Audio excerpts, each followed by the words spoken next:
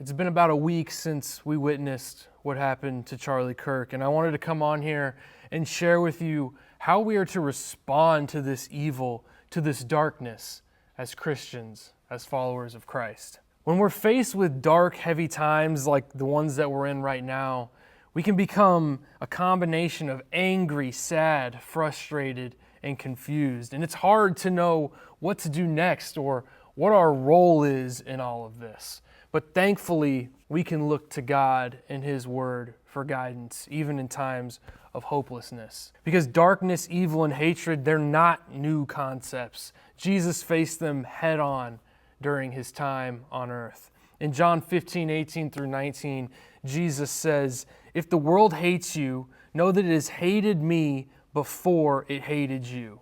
If you were of the world would love you as its own. But because you are not of the world, but I chose you out of the world, therefore the world hates you." Jesus was hated for what He stood for.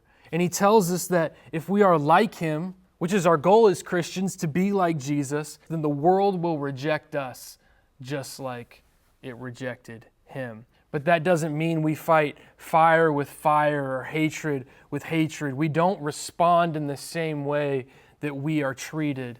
Because Romans 12:20 through 21 says, "To the contrary, if your enemy is hungry, feed him. If he is thirsty, give him something to drink. For by doing so, you will heap burning coals on his head. Do not be overcome by evil, but overcome evil with good." Right now we're angry and we feel like there's been injustice, and so it can be really easy to be overcome with evil and hatred. And our response to evil is to be a light shining in this darkness. Be good in the face of evil. Understand that the world's going to reject you for standing firm on your faith with conviction.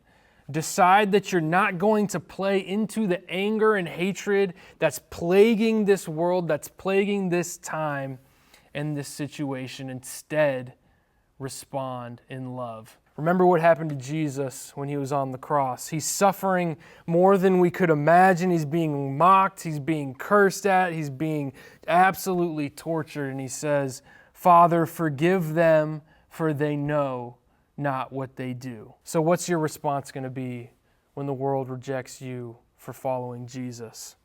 Are you going to play into the devil's hand by lashing out in anger, or are you going to respond in love? Are you going to be like Jesus and be a light in this dark world?